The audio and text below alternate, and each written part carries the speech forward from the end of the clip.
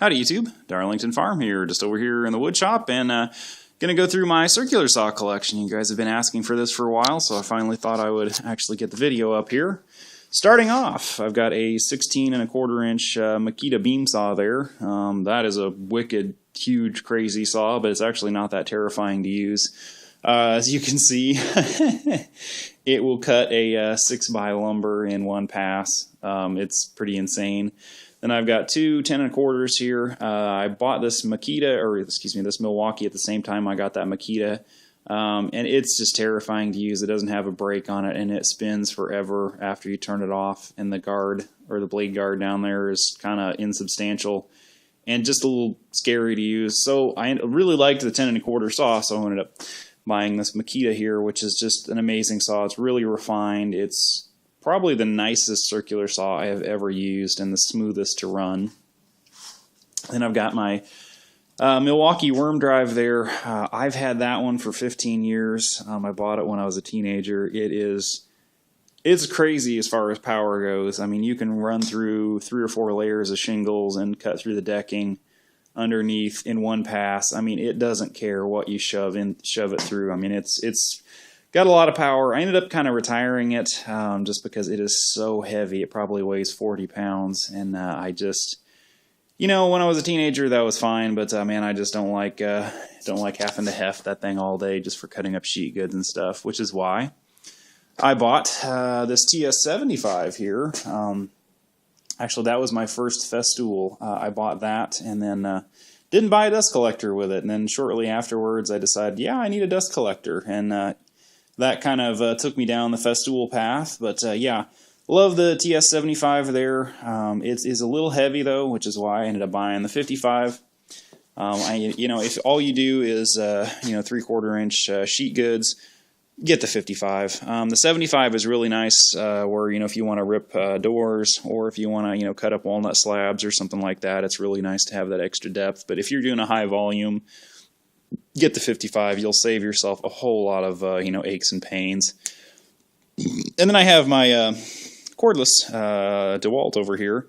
I've had that one since 2003, and it just refuses to die. The drill I got in that same combo has long since died, but it keeps on going. I've not had to change the brushes in it, although I suspect they're probably about done for. But it's really nice and light. If you're just cutting 2x4s with a lithium-ion battery pack in there, it's great.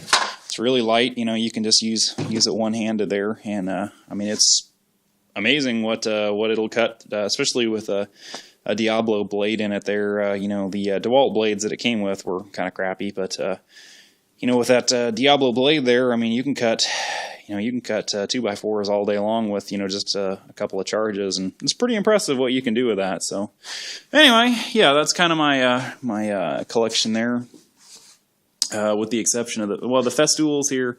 I do have a couple of different blades for. I run rip blades, or the Panther rip blades in them. I have the triple chip blades, and then I think I have like the standard. Well, I have the standard blade that it came with, but for sheet goods, I pretty much use the triple chip blade, and then ripping, I just use the Panther rip blade in it.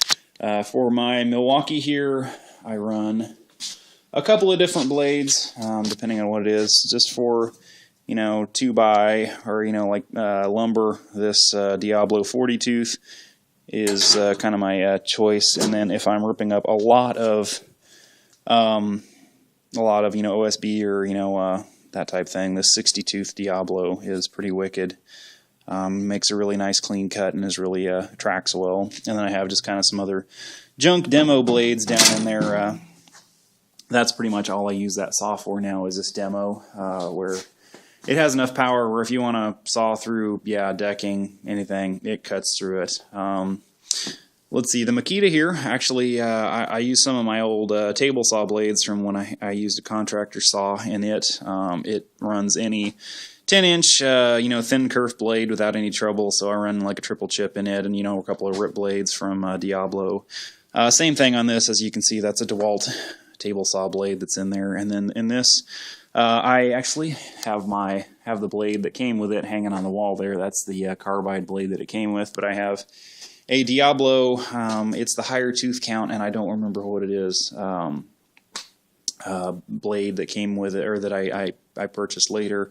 There are two blades that Diablo makes for this. There's the low tooth count and then the high tooth count, and then that's the high tooth count. It is really an awesome blade. It leaves a really nice clean finish, especially for as gigantic as the saw is there. But you can just put any sort of, you know, big 16-inch blade, you know, from like a table saw in it. It has a 20mm arbor, so you can put whatever you want in it, which is kind of cool. Not that I've done that, but I actually have put the 14-inch blade, triple chip blade in it off my radial arm saw.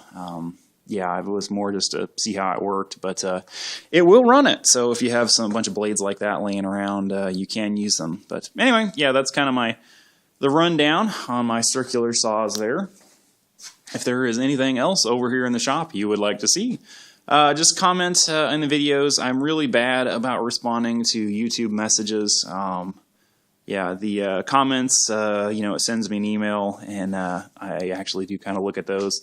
Messages I am not good at looking at and checking, so if you want to see something, just comment on a video, and chances are I'll see it. And anyway, yes, I'm Darlington Farm, and that is a bunch of circular saws. Thank you for watching.